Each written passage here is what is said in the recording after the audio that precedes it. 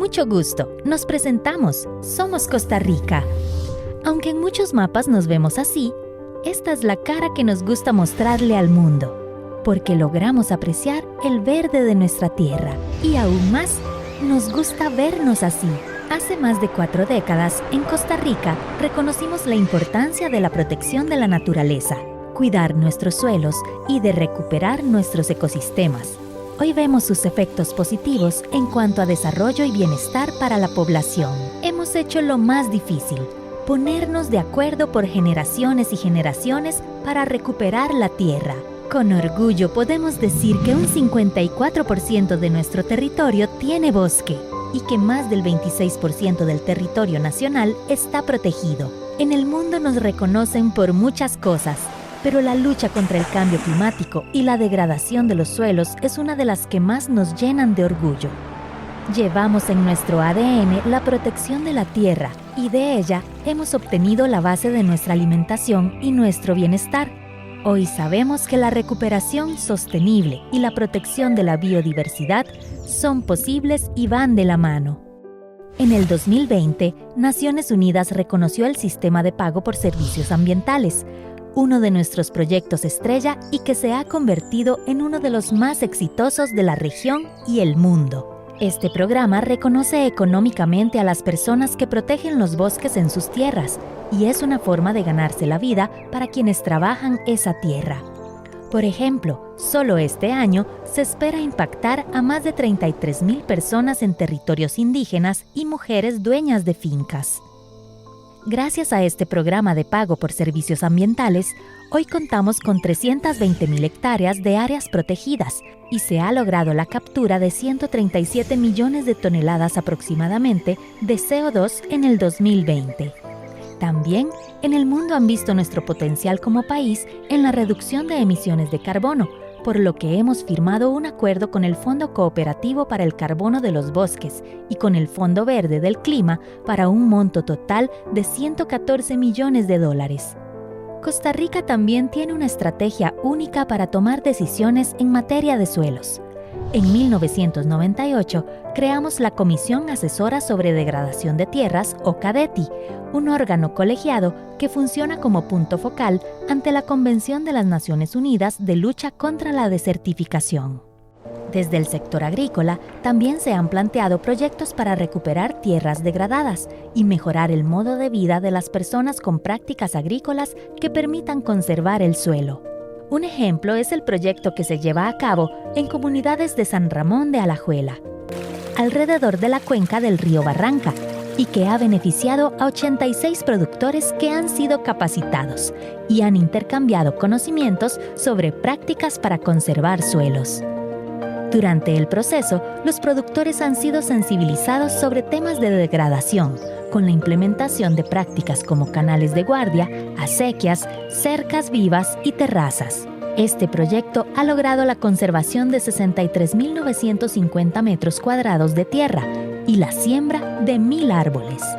En la búsqueda de fortalecer la labor de conservación de la tierra, se han planteado nuevos proyectos como el Plan Piloto para la Reforestación de 500 hectáreas en Sarapiquí y la firma del convenio entre FONAFIFO y el ICT para realizar la promoción del pago de servicios ambientales de turistas para compensar las emisiones de sus viajes terrestres y aéreos.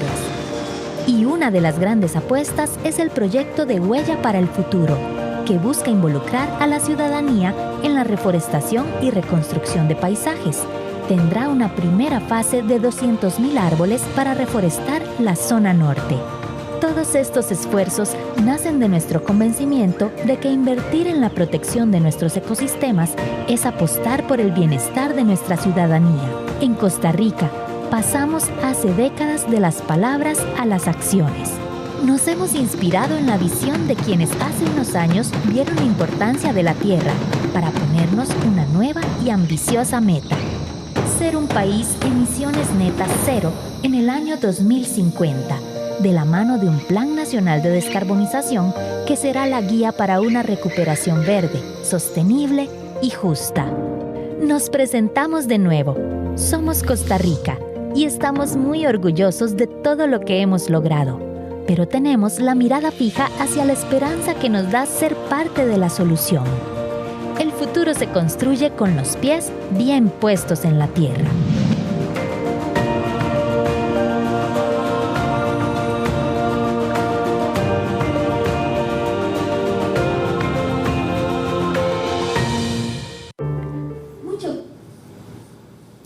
Hello, friends, and welcome to the high-level forum on restoration, land, and recovery.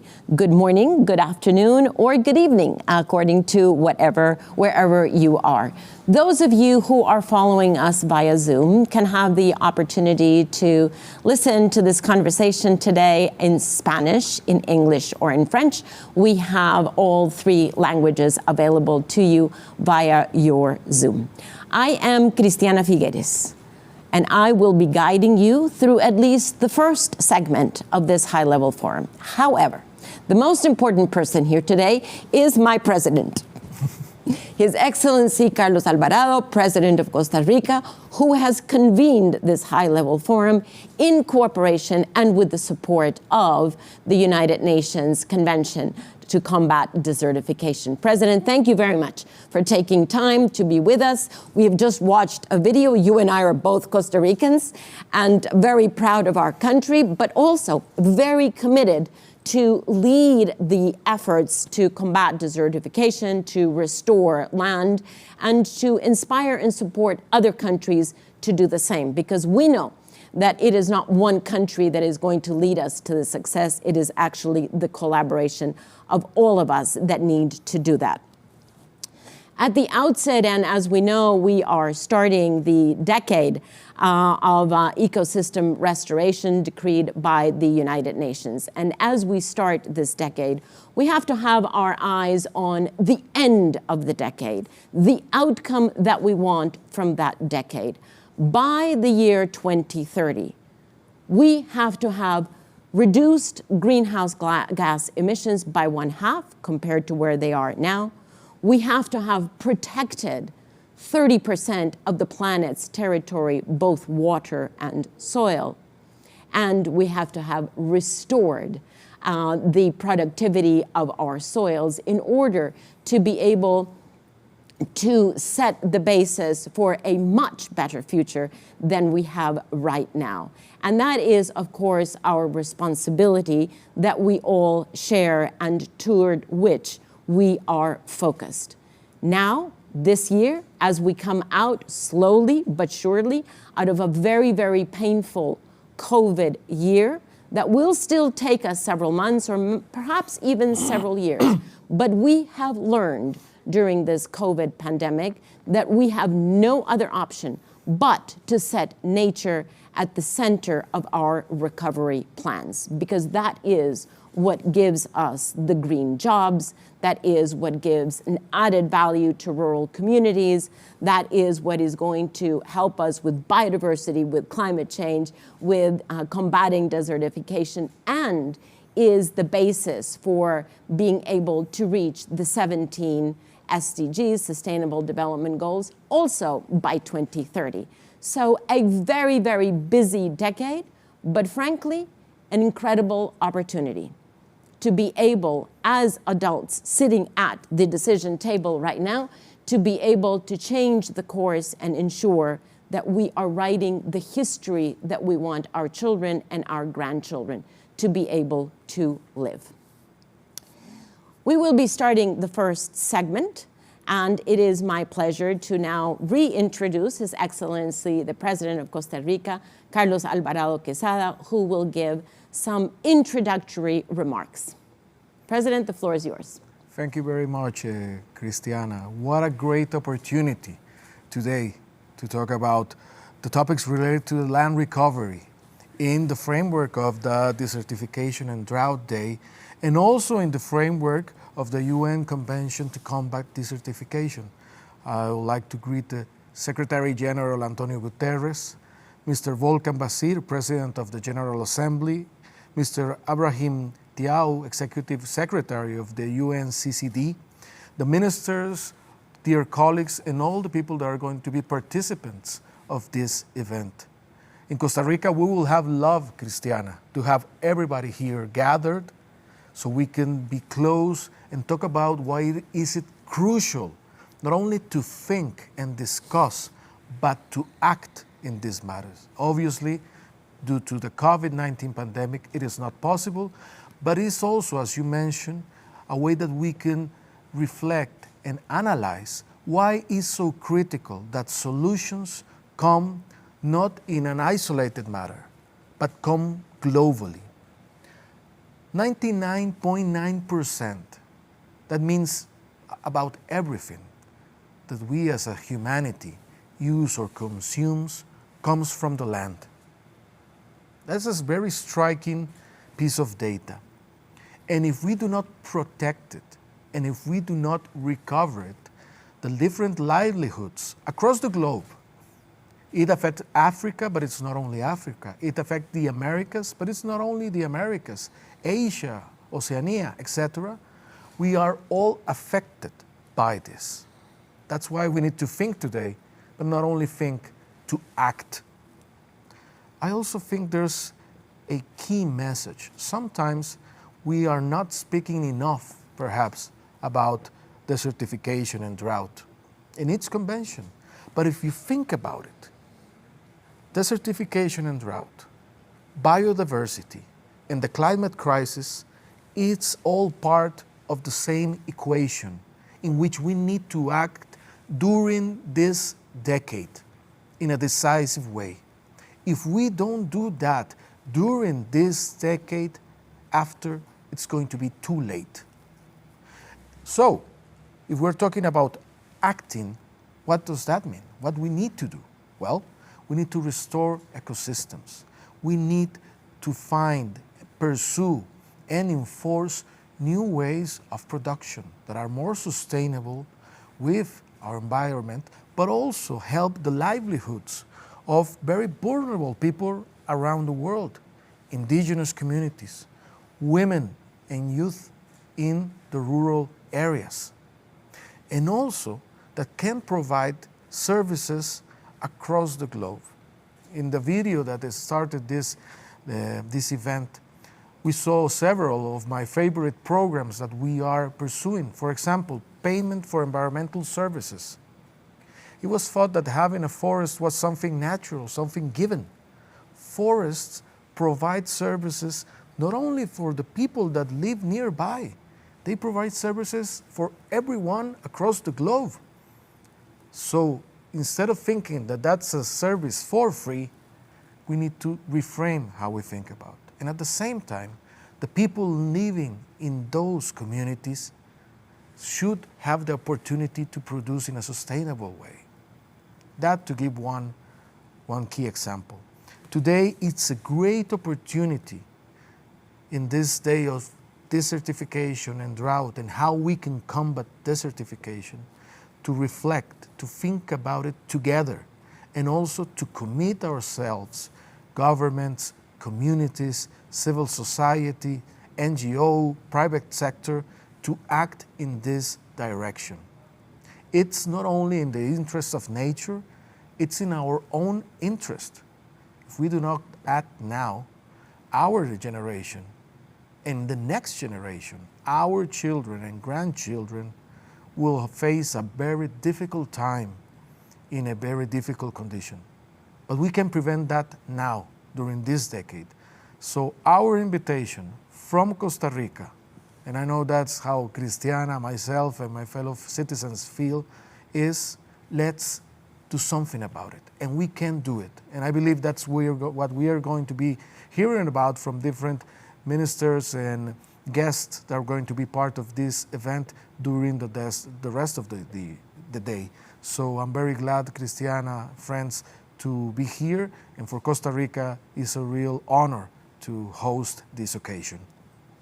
Thank you very much, President. And I would like to highlight at least two thoughts that you have shared with us. The first is that we have grown up, and I am decidedly older than you are, President, so maybe you grew up already with an enlightened thinking. But I grew up thinking in silos, that biodiversity was over here, climate change over here, desertification over there. health over there, infrastructure, and we grew up thinking, acting, and executing in silo fashion. We have come to the point, as you have mentioned, that that is no longer possible. All of this is actually intimately interlinked. And it is only in as much as we realize that everything is actually either mutually reinforcing or mutually de-enforcing, that we are going to be able to have the capacity to restore what we have to restore in a timely basis. And the other idea that you have shared with us, Mr. President, is how our human life, the very survival of human life, depends on nature. Let's remember that every drop of water that we drink comes from nature. Every breath of air that we take comes from nature. Every morsel of food that we eat comes from nature, as you have said. And so nature is actually our survival. And it is only through valuing nature that we will be able to not just survive, but thrive. So nature is not just symbolic. It is beautiful, and in Costa Rica we treasure it, but it is not just symbolic value. It actually has physical survival value, and hence we should be attaching much more monetary value, as we do in Costa Rica through the payment of environmental services, a project that we started many years ago and is already in other countries, but we haven't attached a monetary value to all of the other services that nature provides. So a long way to go, and as you say, in this decade. So I would like to thank you, President, for those opening words, and I would like to introduce a message from Secretary General of the United Nations, His Excellency Antonio Guterres, who I think has very similar thinking.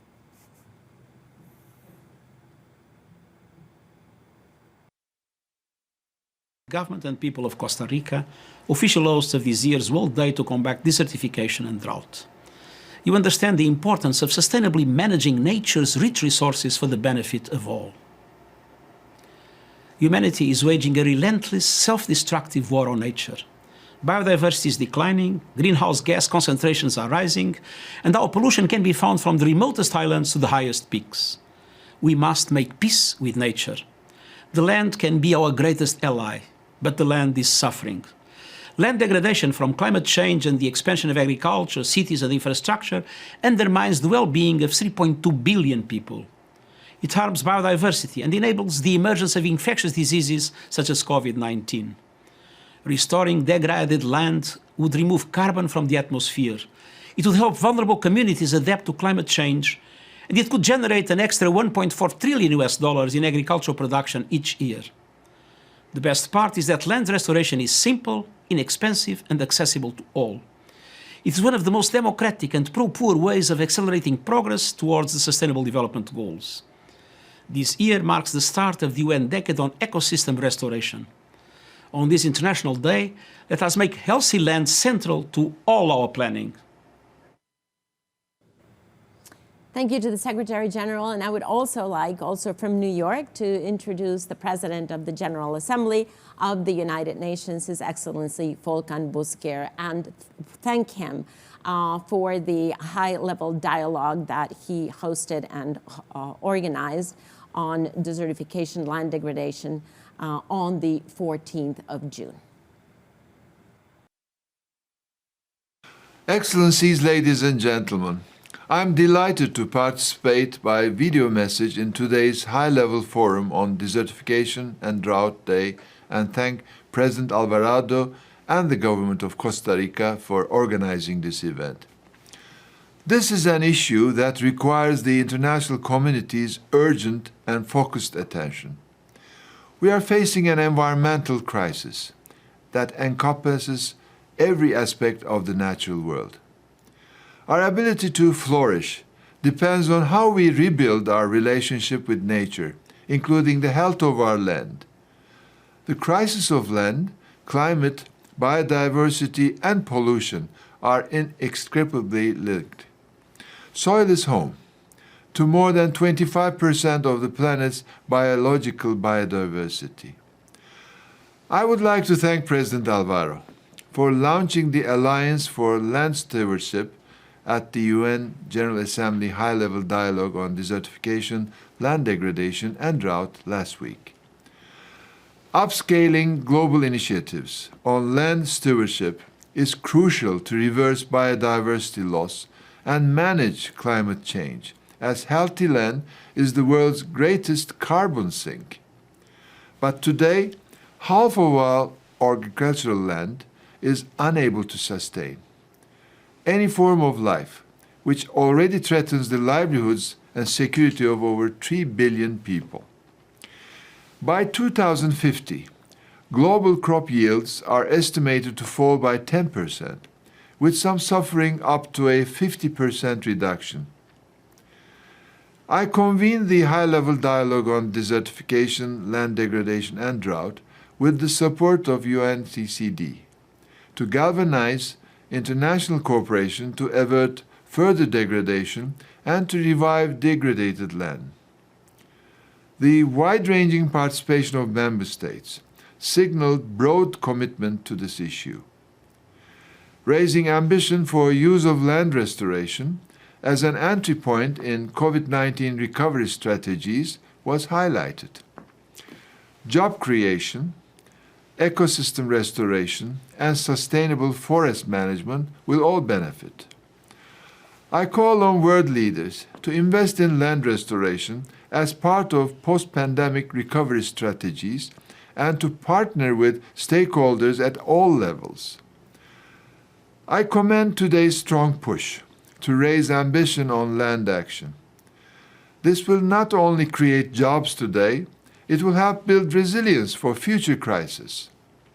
Ahead of the 3 COP-level summits on land, biodiversity, and climate, we must raise our global ambition and take actions to restore land health.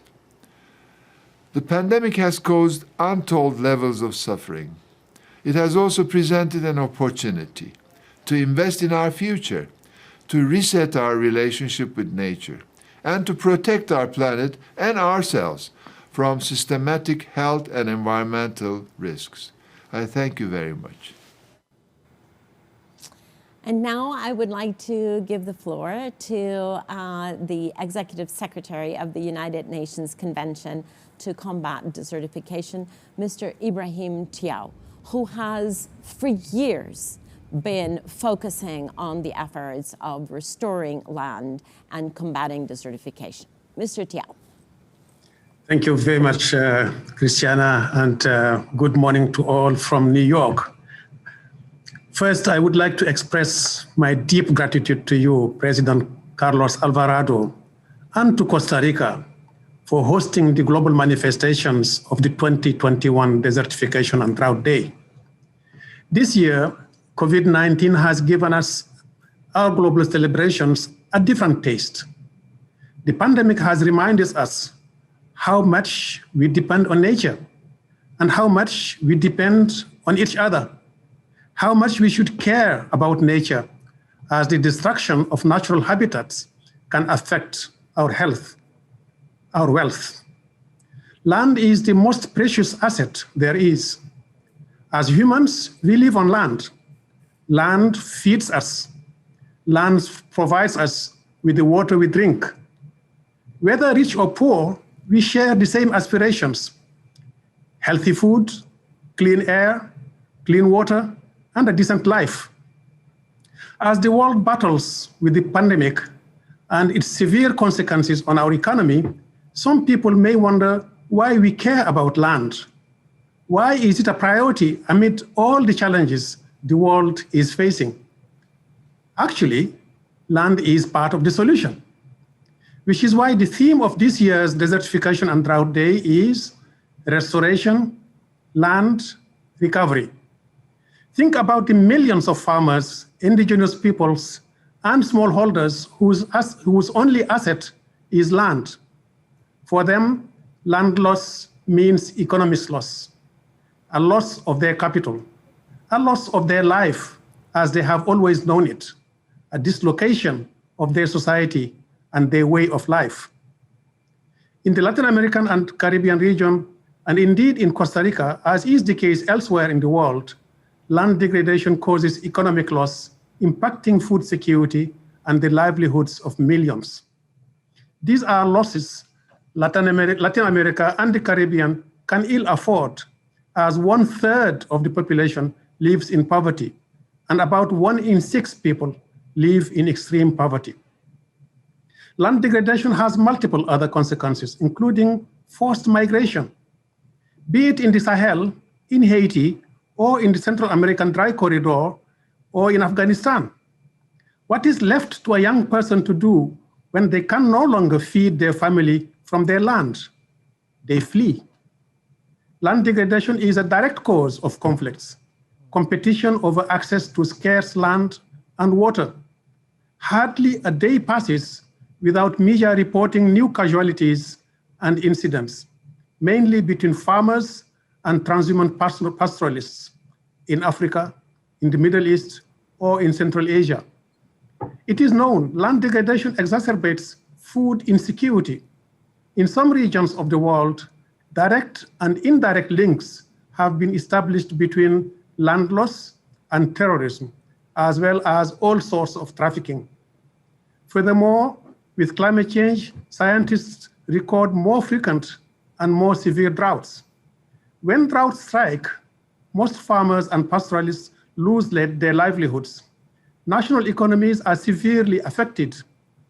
In many countries, the primary sector plays such an important role that years of drought generally correspond to years of economic downturn, compounded with the loss of biodiversity, which affects productivity and the resilience of communities. So we are in a vicious cycle. The good news, and yes, there is good news, it is not all doom and gloom. Yes, we have tools to avert further damage. Yes, we can reverse these losses and lift people out of poverty. Costa Rica is one of the countries that has applied these tools, successfully so, which is one of the reasons why we are so excited that you offered to host the global celebrations of the Desertification and Drought Day. More than 1,500 technologies have been successfully tried and tested from around the world. So technically, we know how to restore degraded land. Though, unfortunately, we still have to overcome some institutional barriers. Here again, I want to use the example of Costa Rica, the first country to create a commission for the implementation of the UN Convention to Combat Desertification. This commission unites governments, civil society, academia in the fight against land degradation. It is a step in the right direction. Friends, allow me to share some insights from the latest research from the UNCCD. Indeed, protecting and restoring nature can help drive a green economy while preventing future epidemics and pandemics. Investing in nature-based solutions, especially land restoration, can allow us to build forward better, a greener, healthier, stronger, and a more sustainable world. Restoring land can accelerate progress in the implementation of the Sustainable Development Goals through the creation of millions of green jobs, through food security, women empowerment, climate action, vibrant biodiversity, water conservation, and human health. Therefore, building on the high-level dialogue organized just a couple of days ago under the aegis of the President of the UN General Assembly, the message of this forum should be very clear. We need concerted and collaborative efforts to regenerate our natural capital, transform our food systems, and rethink our infrastructure and cities. Work with nature, not against nature. Listening to the millions of voices from around the world, leaders must build ambition towards land stewardship as we move into the UN decade for ecosystem restoration. Already, 127 countries have committed to targets to measure to restore the land. In total, 1 billion hectares of land are targeted with restoration commitments. That's the size of Canada. This is a strong start.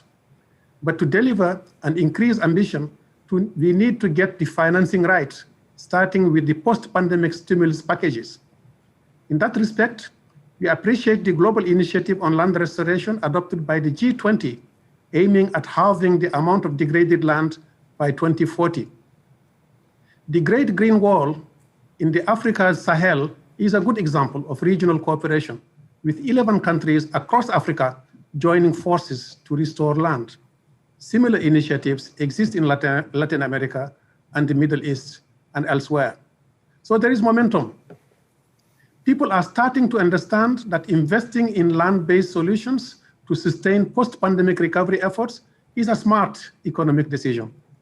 Indeed, every single dollar spent on ecosystem restoration can generate up to $30 to the economy.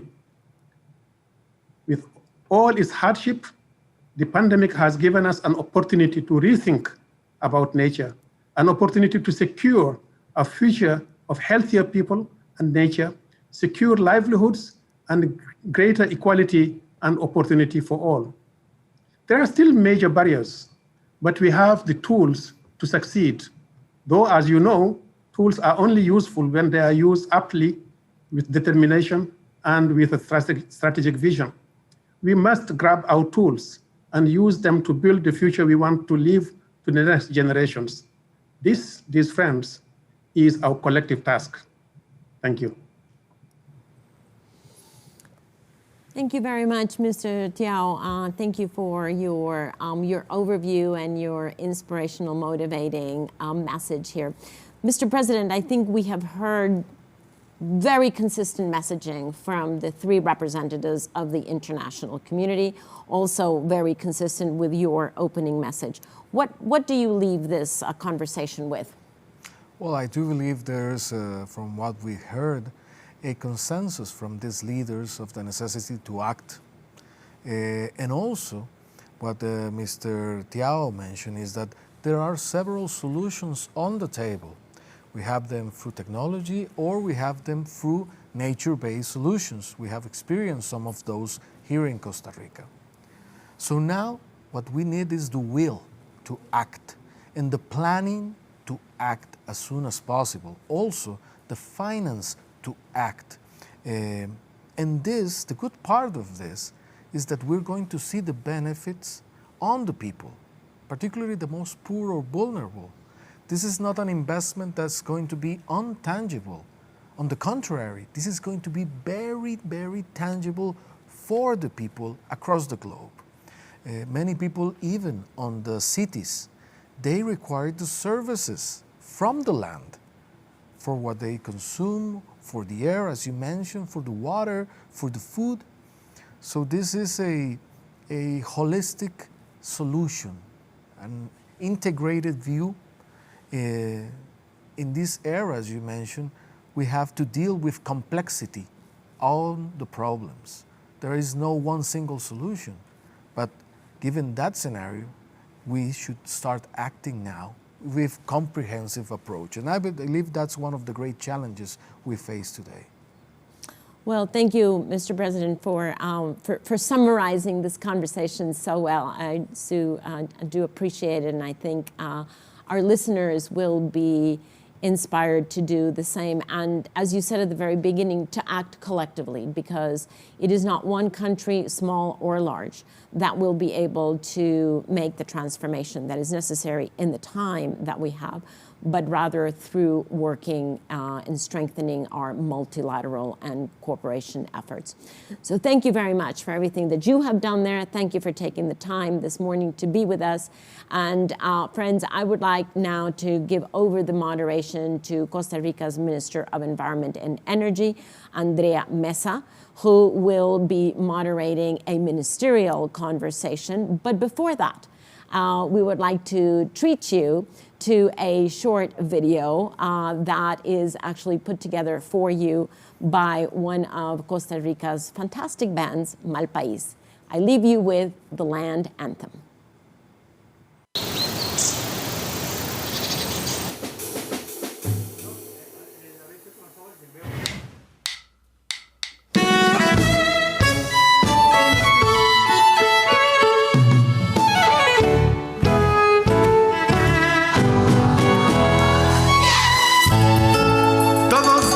tener un hogar para vivir y un suelo donde echar raíz. La tierra que nos vio nacer y caminar nos da lo que necesitamos, pero hay que parar y ver dónde estás y amar toda esa belleza, esa alegría de vivir en este lugar. La vida entera, vos y yo, nacimos de la tierra. Es la alegría de vivir en este lugar. La vida entera, vos y yo, nacimos de la tierra. Hoy debemos decidir el destino de este planeta. Es hora de hacer cumplir nuestro pacto con la tierra, limpiar los ríos y el mar, el aire y el manglar, y sembrar un nuevo mañana. Es la alegría de vivir en este lugar. La vida entera, vos y yo, nacimos de la tierra. Esa vida que te llama desde el fondo de la selva. Llévateos con orgullo. Una única bandera. Vamos a vivir con alegría. Vamos a cuidar, cuidemos el planeta. Recordemos cada día que nacimos de la tierra. Es tiempo de inventar el tiempo que vendrá, escrito en la lluvia y las olas del mar. El mundo entenderá que tiene que cambiar, que este es nuestro hogar,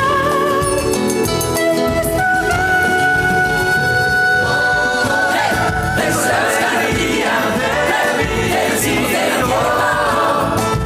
Recordemos cada día, vos y yo, nacimos de la tierra. Recordemos cada día de vivir en este lugar. Recordemos cada día, vos y yo, nacimos de la tierra.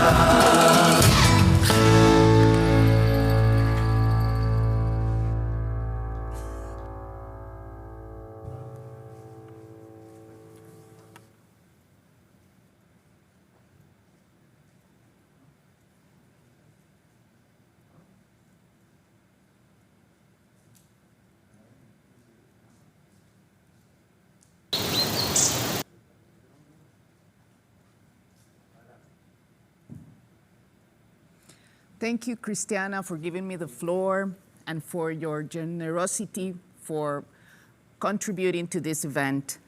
Good evening, good morning, excellencies, friends. I'm so delighted to be moderating this high-level panel. We will be hearing from different leaders, ministers, how can we implement land restoration, land solutions to tackle climate change, to tackle biodiversity crisis, and also to recover our economies. We've been hearing from the different leaders that this is possible, that we have the technologies, that we have the solutions, that we need to integrate them in our different policies, that we cannot continue working in this isolated manner, that this is a whole of a government and whole of society approaches. And this is some of the elements that we will be analyzing. But before entering with the different speakers and the different panelists, I will also like to share some of the elements that we are doing here in Costa Rica. As you heard, we've been implementing the payment of environmental services scheme and program. We've been working with the different producers and farmers and indigenous communities.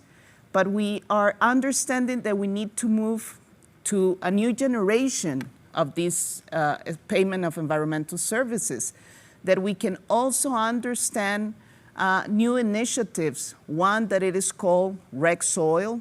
How can we enhance the way that we are working with different communities around the world in the way that we are doing recarbonization of soil, but that we need to understand also what's the value that we can give to this initiative and how can we integrate it also in this new generation of payment of environmental services.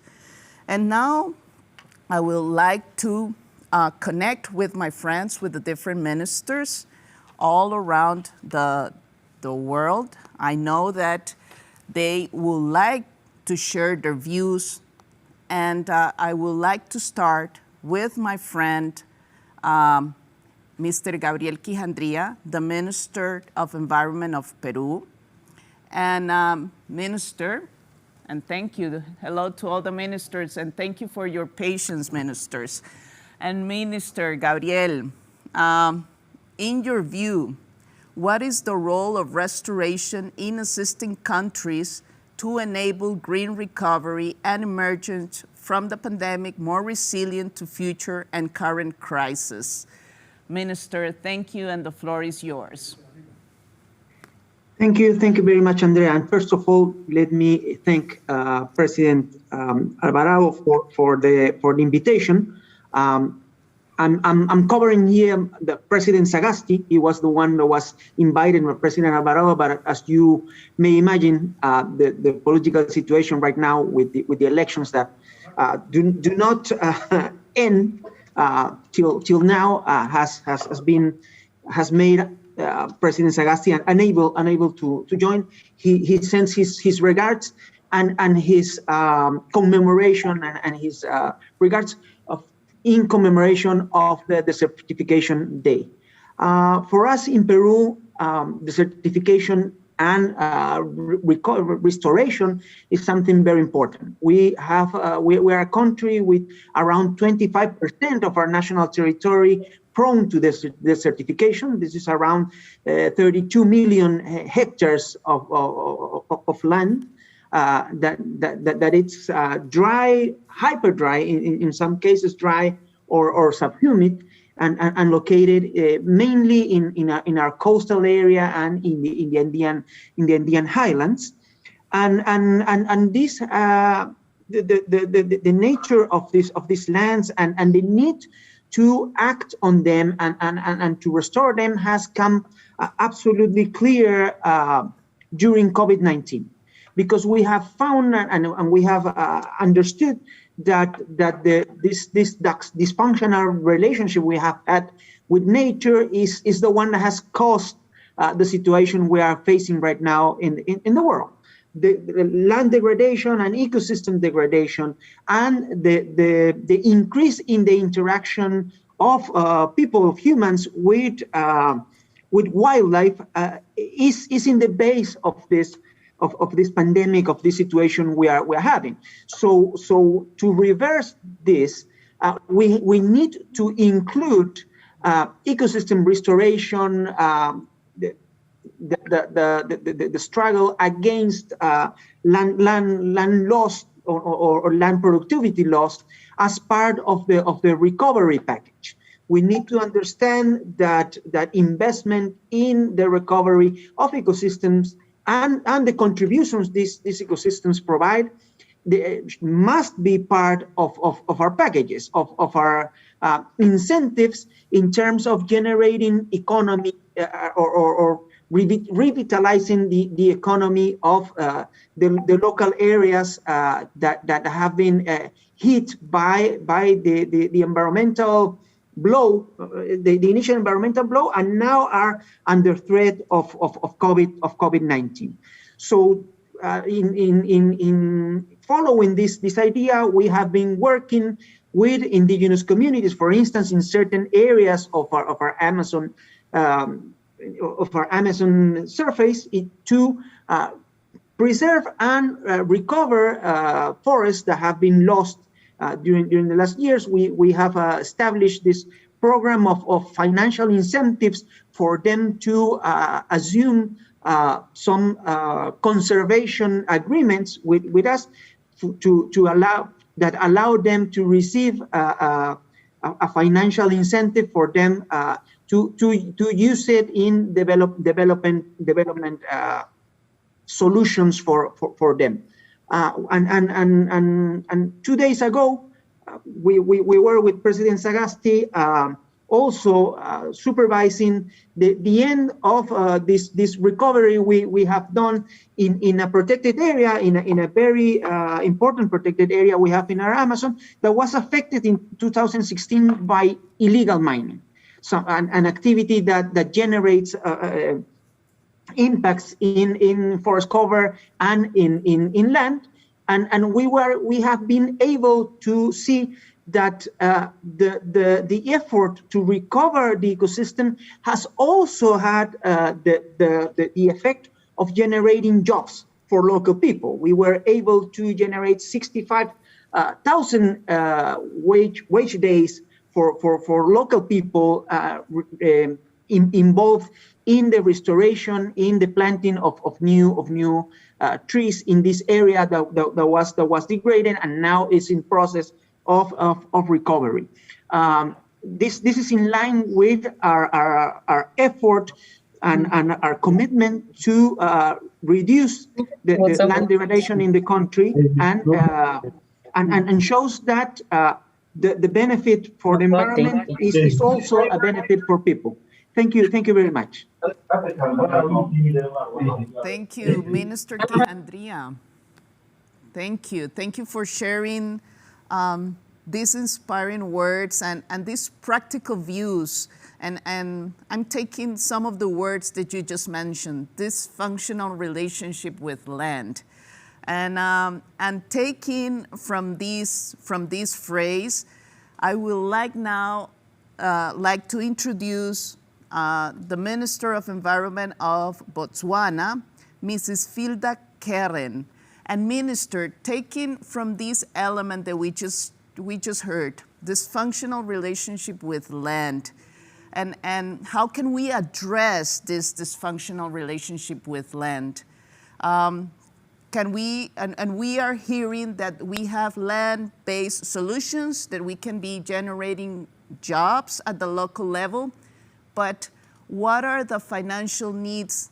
What is the capacity building that we need to generate? What are the elements that we need to address in order to scale up these land-based solutions at the local, regional, national, and international level?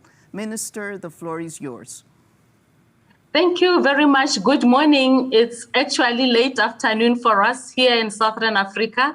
Let me thank you, Honorable Minister, and recognize and appreciate the invitation from the Honorable His Excellency, the President, for inviting us to this very wonderful and quite fruitful, I believe, discussion. I'm going to share with you what I believe is very critical direction towards our interventions in terms of restoring land and making it productive in terms of economic recovery, especially in the wake of COVID-19. As the speakers have already said, it's all about acting and acting now, so that by 2030 we have actually restored our land and healed it, and actually had economic activities thriving because our land is healthy. In terms of funding, I've picked a number of points that I believe are very, very important for us to address. The first thing is to make sure that when we domesticate the UNCCD and other international frameworks, we are able to identify capacity needs for both governments, local structures, and regional structures, for us to be able to understand what will be required for us to actually implement programs and plans that have to address our commitments towards our UNCCD commitments. We need to create special and targeted funding for activities that have the highest impact on rural livelihoods. Because if you don't address poverty at the rural level, we are now going to allow people to actually engage in activities to survive. And these activities will pose risks, to the land, to water resources, to biodiversity in general. So whatever we do, we must be able to make positive changes on the ground, changing livelihoods. So targeted budgeting for those activities is very critical. We also need to now improve in terms of managing our resources. Sometimes it's not that funding is not available, but it's how we actually are able to make it sufficient. So here we need to rationalize funding resources from various government ministries that are integrated in terms of programs, and also from international development partners. If the Ministry of Agriculture is going to get funding from here and there, and then my Ministry of Environment also gets funding from another development partner, and we are not connected in terms of integrating our programs, then we are not going to be able to achieve all these things we are trying to achieve. So we need to be able to integrate at ministry level, and also integrate in terms of how we deal with our partners to rationalize resources so that they can be sufficient and they can be actually, applied and produce the best results for us. We need to strengthen the local structures that are responsible for coordinating implementation of programs at rural level. We have in Botswana district level structures that implement local economic programs that have to do with also promoting and coordinating intensive or labor intensive programs that actually deal with poverty at family level. So that structure of coordination needs to be financed. It has to have a budget, and it has to be also capacitated in terms of skills to be able to coordinate those programs that are done at community level. We also need to intensify our monitoring of activities, and involving communities is very, very critical, because we have to focus on building capacities of implementers at community level through NGOs, through CBOs, and through local activists, even going to families so that they are aware of their roles, because we want everyone to have the value of land and actually be a participant in the solutions. So technical capacity from development partners that will be provided to actors at all these levels is very key. Technology transfer, digitization, especially in the wake of COVID-19. We need to be able to intensify application of technologies for us to be able to disseminate information and actually implement a lot of activities. Research is critical. We have just started a program with the Food and Agricultural Organization that is going to help us to get data on where land is being degraded and why, and then come up with intensive programs that is going to focus on restoring that land. Involving private sector is key, Honorable Minister, because the private sector has got the skills, the capacities, most of the time technology, and they are more organized. So we want to learn from them. We want to leverage what they have in terms of skills transfer to our local actors, especially communities that don't have that skill. We want to promote programs that focus on healthy land or on restoring land. So we're looking at that in terms of engaging the communities in terms of capacitating them to do policing so they can be able to identify culprits that do activities that pose risks to our land and biodiversity in general. If there's the community policing itself, it's going to have greater impact, because they will be able, to report illegal activities like sand mining. Here we have got illegal mining of gravel where people want to build their houses, they just dig anyhow. We also have illegal dumping of waste where now people will drop rubble and vegetation is at risk, or water resources, dams, and rivers are at risk. So community policing is very, very critical. So you can capacitate our communities to be able to do that for us. Public education is also key, so we can engage our civil society actors to disseminate the right information that will catalyze and mobilize actions at community level. At the end of the day, we want to also to come up with projects that will provide or generate jobs. Because like I said, if we cannot provide alternative income for livelihoods or alternative income sources, these people will be forced to do activities to survive that is going to actually harm our land. We want also to advocate and build a strong voice against those who don't handle our land and biodiversity resources very well, like the way we want to do. We want to do it now. In terms of the responses, also, farmers need to be assisted with climate smart agriculture so that the farming practices, are correct and they are productive, especially being resilient, towards or against climate change, against pollution, and against the drought and desertification. We want to be able to come up with activities that promote the utilization of natural resources that will actually guard against the indiscriminate harvesting of firewood, indiscriminate harvesting of wild or we call them veld products, wild fruits and other resources, so that you can preserve them and actually preserve the land as well. But in terms of scaling up, if I may move faster, we want to make sure that monitoring and evaluation activities are strengthened and capacities towards that is also strengthened, so that we can have lessons that we have learned, well documented, that can be used in terms of rolling out the programs to other areas and other regions as well. So lessons, documentation of success stories is very key. Sometimes we are weak in monitoring, or we just have success stories that you don't take up. So we want to use that to be able to inform, together with continuous research and data available, for us to be able to know how do we scale up to other areas and how do you use the lessons from successful projects to roll out programs. Regional integration, desertification, climate change, it knows no boundaries. So within the SADC region, like our Southern African region, we have got, sustainable environment, frameworks that guide countries. And we need to come out strong as a block of countries in one region to have one strong voice and agree and harmonize our interventions, so that not one country will be doing activities or supporting policies, that actually are not harmonized with the others. So harmonizing programs, policies, even legal statutes, so that as a region, we are always able, or we are also able, to move together in one accord, and then we are also successful together.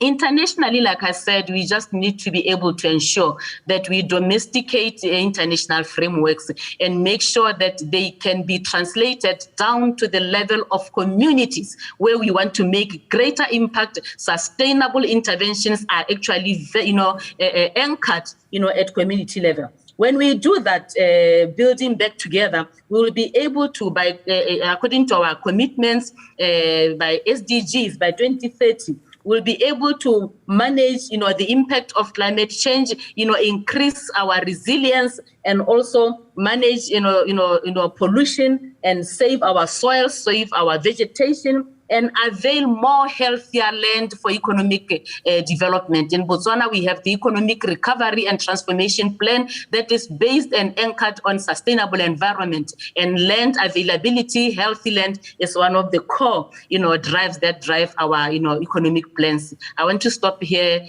Madam Chair. Thank you very much. Thank you. Thank you so much. I always get so inspired when I hear these powerful women sharing their views.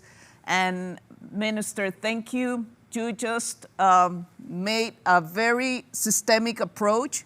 You mentioned elements of restoring land, but addressing poverty in rural areas, the importance also of this regional approach, elements of the resources that we need to integrate digitalization in agriculture. There were a lot of elements, but at the end, you just mentioned healthy land. So thank you really for this, for all these inputs, and also elaborating from this concept of healthy land. I will like now to move to my other panelist who is here with us, the Minister of Environment and Natural Resources of Iceland, Mr. Gudmundur Ingid Gobransson.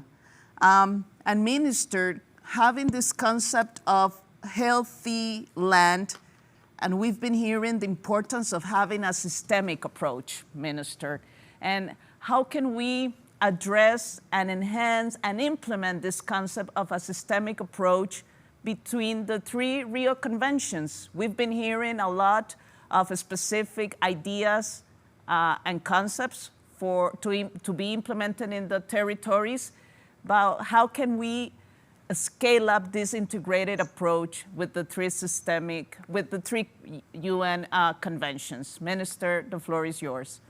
Thank you so much, Andrea, and honorable participants and dear friends, colleagues. It's a great pleasure to be with you here today. The World Day to Combat Desertification and Drought is today, and so is actually Iceland's Independence Day. Congratulations. Thank you so much.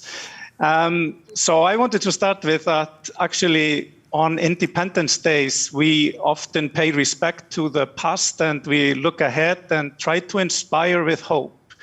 And I'm not sure if I will be able to inspire you with hope, but I'm going to at least tell you a short story from the experience that Iceland has had in combating desertification and fighting climate change and increasing biodiversity at the same time. So Iceland has lost over 95% of its original birch woodland cover for the last, during the settlement of the country for the last 1100, 1200 years. And the reasons are many, and they are interacting. They range from unsustainable use of our woodlands to grazing to cooling climate in the past and to volcanic eruptions. And we actually have one volcanic eruption going on right now. But it was then at the turn of the 20th century when concentrated efforts by the state began to fight soil erosion in the country.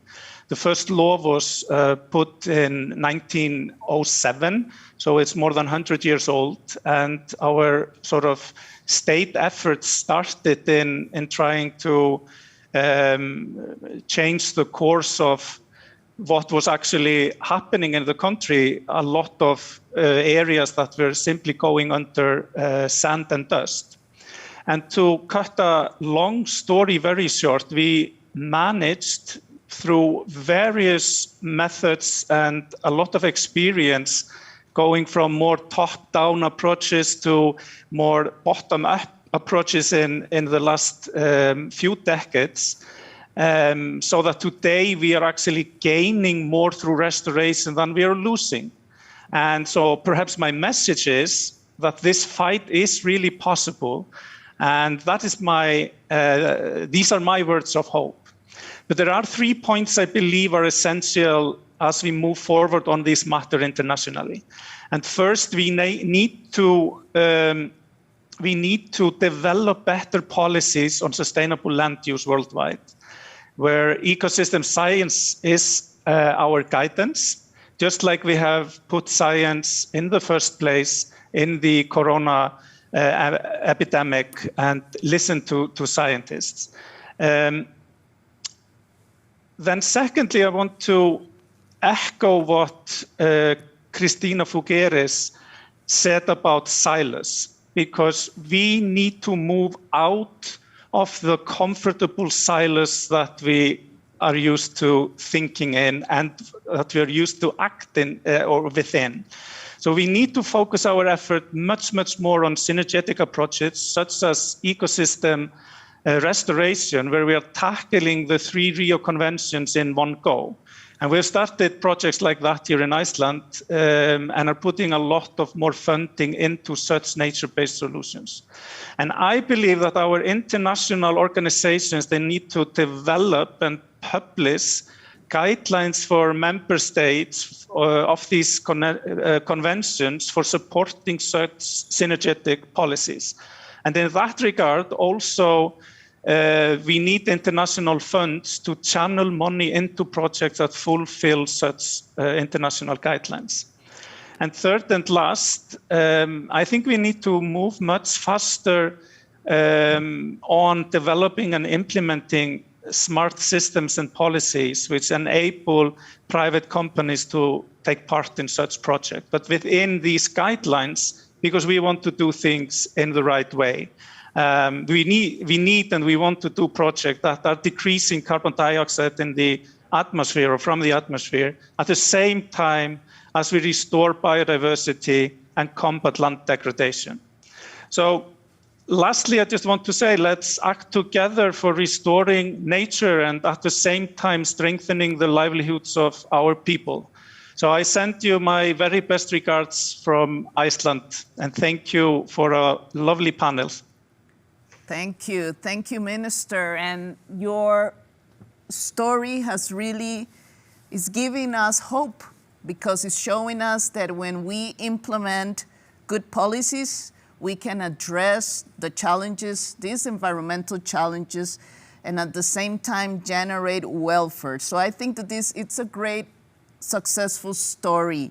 And now I would like to move to our other panelist, Minister of Environment of Algeria, Mrs. Dalila Boudjima. And Minister, Dalila Boudjima. Thank you, Oui, Minister. Madame, bonsoir. Oui, vous m'entendez? Yes, we can hear you. There will be translation, so I will be speaking in English. We can hear you. And we would like to hear from you, Minister. Again, these reflections around this integrated approach. We've been hearing the importance of this integrated approach and the synergies among the 3 Rio Convention. And this perspective from Algeria, how can we implement this integrated approach? Minister, the floor is yours.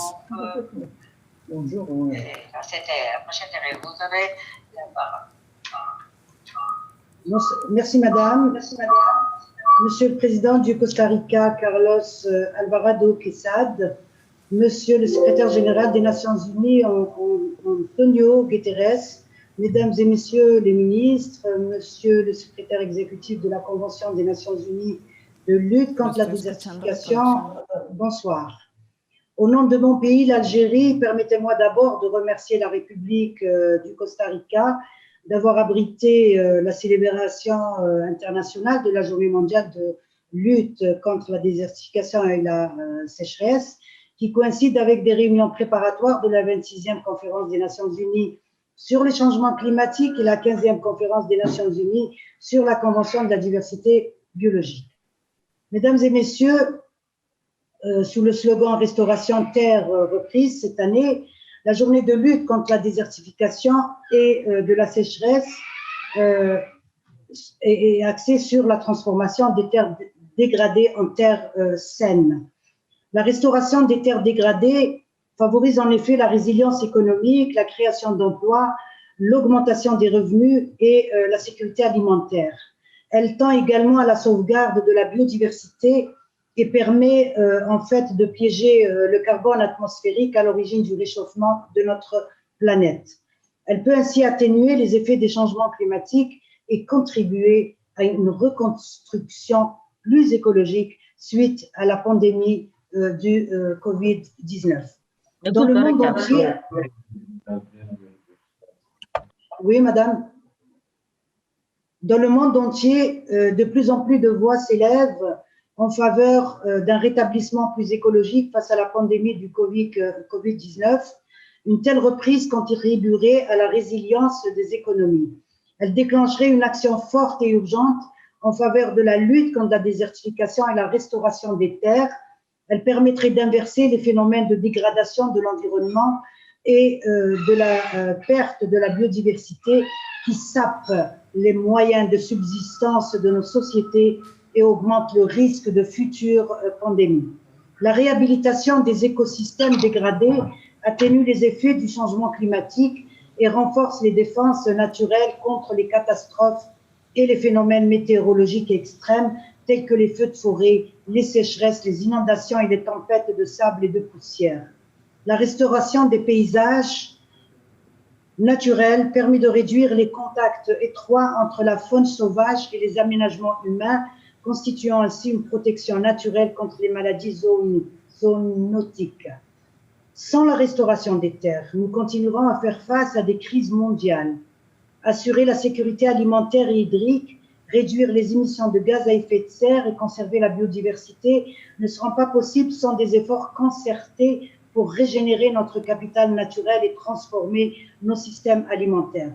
Il est à la fois, mesdames et messieurs, urgent et essentiel d'éviter, de ralentir et d'inverser la perte des terres arables et des écosystèmes naturels pour assurer un relèvement rapide face à la pandémie et garantir la survie à long terme des populations et de la planète. La mise en œuvre d'initiatives intelligentes en matière de restauration des terres serait particulièrement bénéfique pour les femmes et les jeunes qui sont généralement les derniers à recevoir de l'aide en temps de crise. À l'aube de la décennie des Nations Unies pour la restauration des écosystèmes, nous avons de véritables chances de mieux reconstruire suite à la pandémie du Covid-19. Si les pays parviennent à restaurer les quelques 800 millions d'hectares de terres dégradées qui se sont engagés à réhabiliter d'ici 2030, nous serons en mesure de protéger l'humanité et notre planète du danger qui nous menace. Mesdames et messieurs, en Algérie, la lutte contre la désertification en milieu stépique, pré-saharien et saharien vise à concilier d'une part la satisfaction des besoins des populations et d'autre part de restaurer et d'améliorer le potentiel productif des terres. Elle consiste à privilégier des programmes de développement rural intégrés reposant sur des mécanismes participatifs et sur l'intégration de la stratégie d'élimination de la pauvreté, et ce, par l'atteinte de l'objectif global qui est construit par la prise en charge de quatre axes représentant les principales composantes du programme de lutte contre la désertification. 1. La relance et la réhabilitation du projet du barrage vert en tenant compte du choix d'espèces plus résistantes aux aléas climatiques, avec l'installation d'un organe de coordination de lutte contre la désertification et de la relance du barrage vert, dispositif permanent au niveau du secteur concerné, lequel s'emploiera à la préparation, à la concrétisation et au suivi permanent de cette opération. La réhabilitation de la nappe alphatière, la protection et la gestion des parcours et enfin le développement de l'agriculture saharienne. L'Algérie a aussi lancé un programme national de reboisement et de verdissement par la plantation de 43 millions de plants sous le slogan « Un arbre pour chaque citoyen » à travers tout le territoire national, dont 12 millions de plants ont été mis en terre, et ce à travers les forêts, les bassins versants, dans le cadre de la protection contre l'érosion hydrique, de la réhabilitation du barrage vert, ainsi que la protection des infrastructures contre l'ensablement dans les zones stépiques et sahariennes depuis son lancement en 2019. La réalisation de ces programmes est un défi d'une importance vitale, étant impacté par la pandémie et la baisse de la ressource financière. Mesdames et messieurs, l'Algérie, à l'instar des autres pays du monde, célèbre aujourd'hui la journée internationale de la désertification. Cette journée sera l'occasion, cette année, de faire un état des lieux sur les réalisations assurées par le pays depuis 25 années de ratification de la dite convention. Cette journée, c'est également l'occasion pour le lancement de l'initiative nationale par la restauration du barrage vert. Cette initiative s'insère dans la stratégie du pays en matière de lutte contre la désertification et d'adaptation au changement climatique, et qui va assurer un environnement propice à la création de richesses, à la croissance économique et à la sécurité alimentaire et la stabilité sociale. Enfin, le cadre international de lutte contre la désertification doit travailler pour la recherche de solutions concrètes et adaptées aux exigences nationales et régionales. Ces solutions, mesdames et messieurs, reposent sur les éléments suivants. reconnaître les efforts déployés par les pays, notamment en développement, dans la lutte contre la désertification, fournir le soutien technique et financier aux pays touchés par la désertification, tout en œuvrant pour le rendre disponible de manière permanente et adéquate. Renforcer l'échange d'expériences et d'informations entre les pays et entre les différents acteurs. Adopter des mécanismes qui faciliteraient l'accès à l'information et aux données scientifiques, notamment ceux qui permettent la mise en place de systèmes d'alerte précoce contre les phénomènes périodiques affectés par le phénomène de désertification. Concernant l'avis de mon pays concernant les trois conventions, la synergie des trois conventions de Rio, au niveau national, l'Algérie appelle à aller vers des projets qui lient les trois conventions, mais également qui lient des pays entre eux dans le cadre de la coopération régionale. À titre d'exemple, la mise en place d'aires protégées transfrontières qui impliquent 2 ou 3 pays voisins. Il est recommandé également d'aller vers la restauration des écosystèmes partagés par certains pays voisins, à l'exemple de la mise en place de ceintures vertes, qui peut impliquer les pays gravement touchés par la désertification et la sécheresse. Par ailleurs, il est également proposé de renforcer la gouvernance mondiale en faveur du développement durable par le biais des mécanismes de négociation qui sous-tendent les trois conventions de Rio et resserrer la collaboration entre les secrétariats des conventions et avec d'autres organismes intéressés appartenant ou non à la famille des Nations Unies. D'adopter une stratégie globale de l'économie verte, notamment dans la valorisation des services écosystémiques avec des objectifs et des indicateurs précis et mesurables, axés notamment sur les emplois verts, l'innovation technologique, la recherche et le développement et la valorisation du capital naturel. Développer des indicateurs écologiques et sociaux combinant la désertification, la biodiversité et les changements climatiques. Faciliter le transfert de technologies et stimuler l'échange de savoir-faire et d'expériences dans le cadre de la coopération Sud-Sud et Nord-Sud. Convaincu de l'importance et du rôle que peut jouer la synergie entre les trois conventions, l'Algérie appelle à une alliance stratégique entre les trois conventions qui pourrait être négociée et mise en œuvre dans le cadre de la décennie dédiée par les Nations Unies à la restauration des écosystèmes, qui se veut une concrétisation réelle de la synergie entre les trois conventions. Enfin, il reste plus que nécessaire que la synergie entre les trois conventions de Rio reste tributaire de la mise en place de moyens adéquats de mise en œuvre, y compris les ressources financières, les capacités et la technologie internationale. Je remercie encore Madame la ministre de l'Environnement du Costa Rica pour nous avoir invités à cette journée qui est très très importante pour mon pays. Je vous remercie, messieurs, mesdames, et bon courage pour tous les pays en matière de lutte contre la désertification. Merci encore une fois. Merci beaucoup, Minister. Thank you so much for sharing your views and for demonstrating that these synergies are possible. You just mentioned one element that I'm taking also some notes here as remarks, the importance of consider nature as an asset and to give and to consider that we have there a natural capital and the importance of giving economic value to nature.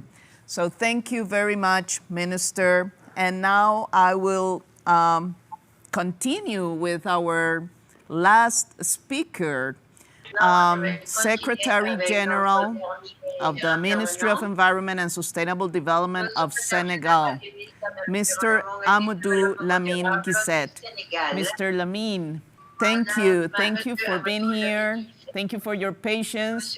And now we would like to hear your views also around the importance of this synergy and how can we enhance this integrated approach on the ground and also at the international level. Secretary, the floor is yours. Merci, Merci beaucoup, Madame le Ministre. Je voudrais à mon tour remercier le Costa Rica de nous avoir conviés à cette importante rencontre dans le cadre de la Journée internationale de lutte contre la désertification. Comme vous le savez, le Sénégal, dans le cadre du développement économique et social,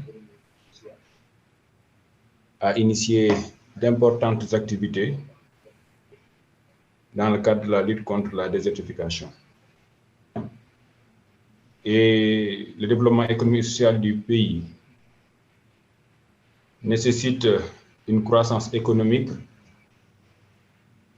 soutenue et inclusive, capable de produire un fort impact positif sur les conditions de vie des populations. C'est la raison pour laquelle il est apparu de nouveaux défis, à savoir l'émergence économique, l'amélioration de la productivité des ressources naturelles, ainsi que l'adaptation au changement climatique, tout en faisant droit à une gouvernance vertueuse et efficace. Préserver les forêts et les sols, c'est contribuer à pérenniser les productions agro-silvopastorales, à réduire la pauvreté, à maintenir la biodiversité et à atténuer les changements climatiques. Dans ce cadre, la stratégie du Sénégal en matière de lutte contre la désertification et l'atteinte de la neutralité des terres à l'horizon 2030 se construit autour de 2 points. D'abord, des actions de reboisement et de reforestation, plantation mise en défense, régénération naturelle assistée. Ensuite, des mesures de lutte contre l'érosion hydrique par des mesures structurales et pratiques agricoles. Ces actions, pour réussir, doivent être basées sur un appui et un accompagnement des actions de lutte contre la désertification et un renforcement de la lutte contre la désertification, un renforcement des initiatives génératrices de revenus.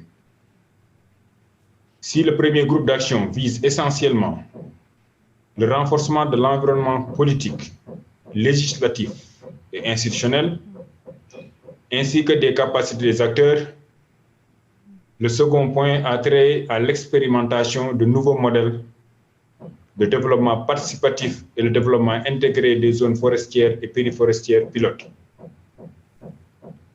Au Sénégal, l'exécution des programmes de lutte contre la déforestation et la dégradation des terres vise à terme la réduction des superficies de biomasse brûlée, l'accroissement et la pérennisation des productions forestières, la reconstitution et la préservation du couvert végétal et le renforcement des capacités des différents acteurs. En effet, les 3 dimensions du développement durable sont désormais intégrées de manière transversale, permettant à l'agenda 2030 de couvrir l'intégralité des enjeux du développement durable, tels que le climat, la biodiversité, l'énergie, l'eau, mais aussi la pauvreté, l'égalité de genre, la prospérité économique ou encore la paix et la justice. Les actions de terrain prennent en charge les 3 conventions: désertification, changement climatique, biodiversité. En effet, le reboisement, la régénération naturelle assistée, la lutte contre les feux de brousse, les actions de défense et de restauration des sols permettent d'améliorer la capacité de séquestration de carbone, de développer la biodiversité aussi bien animale que végétale, d'augmenter la fertilité des sols pour lutter contre la dégradation des terres.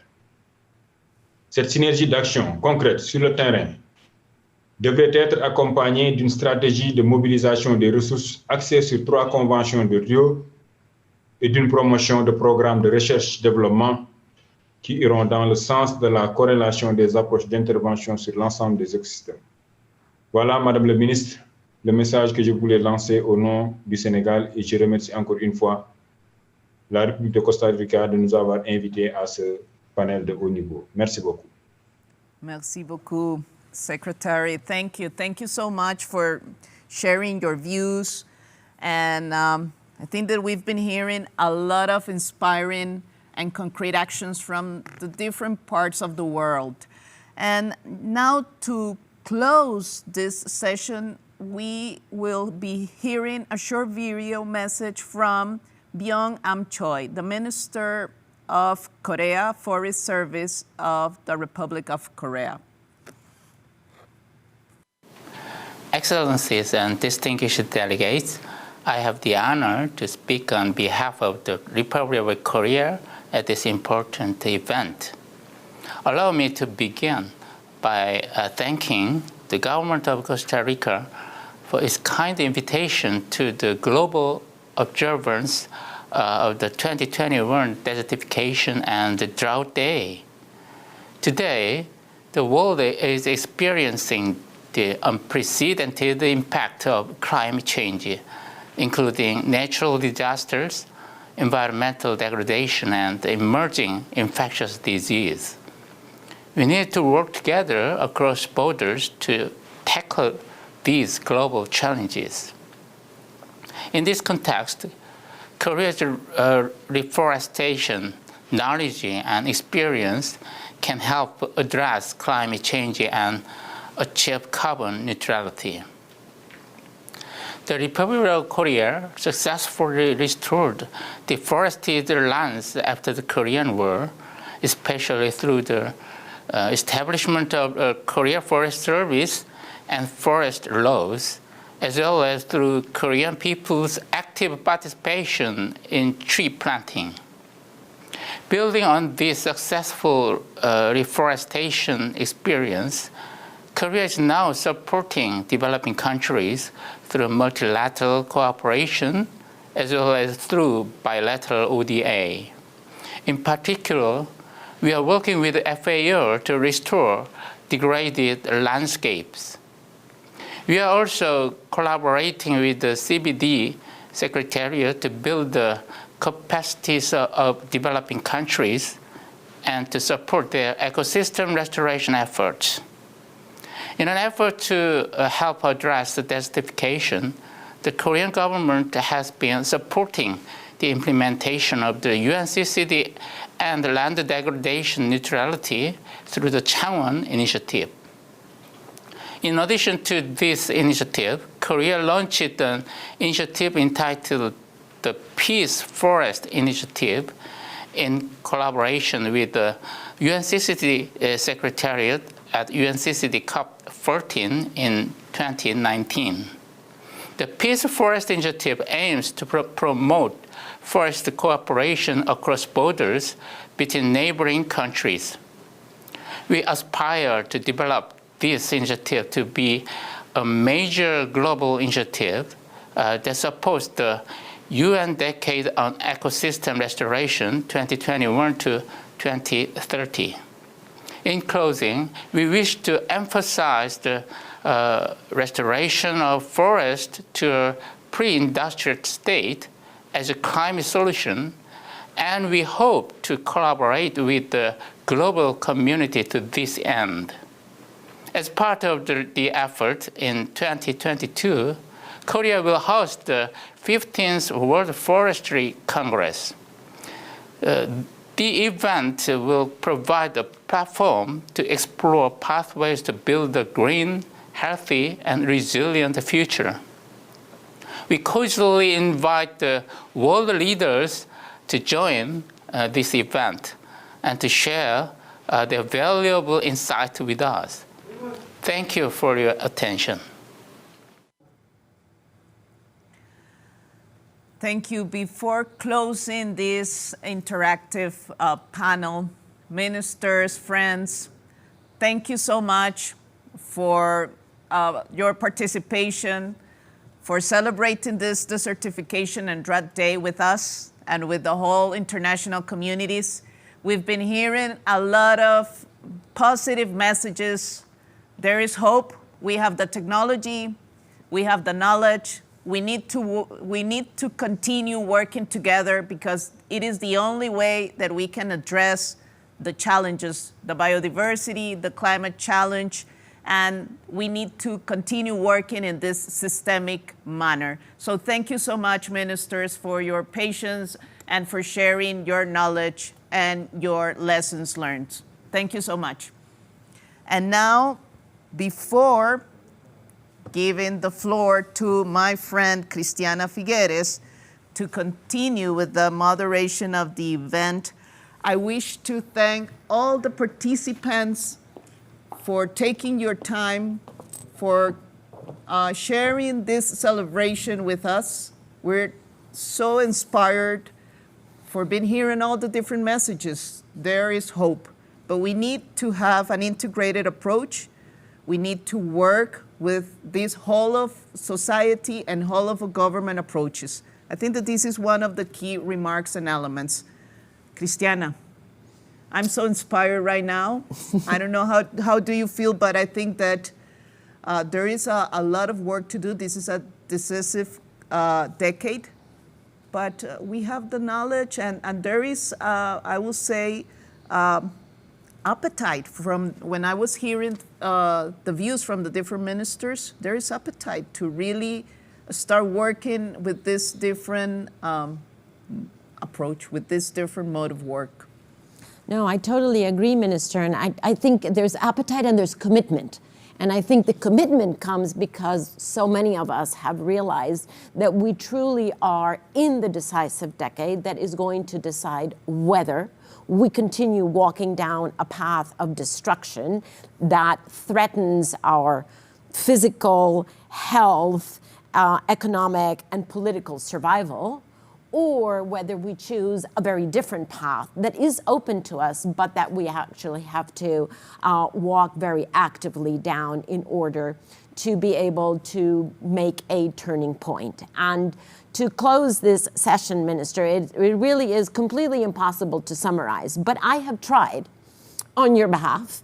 And I would like to summarize this very important conversation through 5 R's. Because I think they represent the turning point that we are facing. The first R is reverse the losses that we have incurred. The second is restore degraded lands. The third, regenerate soil, water, and air. The fourth, recover productivity. And all of this in order to be able to do the fifth, which is reset our relationship with nature, which is clearly what we have to do in order to not just be able to survive meagerly, but actually to be able to thrive, to be able to bring especially populations that are under the level of poverty, bring them up into their dignified well-being on this planet. And so for a thriving and prosperous 21st century, we have to reset our relationship with nature. And I also would like to thank all the ministers, the distinguished ministers, and you, my dear friend, for today's conversation. Thank you to everyone who has been with us here today. Thank you for your participation and your individual and collective commitment to restoring and resetting our relationship with nature. And just before we close, may I invite everyone who is with us today to please continue to follow us through Facebook and YouTube. We will be showcasing quite inspiring examples of land restoration through our talk show. With that, thank you very much. Have a wonderful rest of your day or evening. And thank you again to Minister Mesa. Thank you.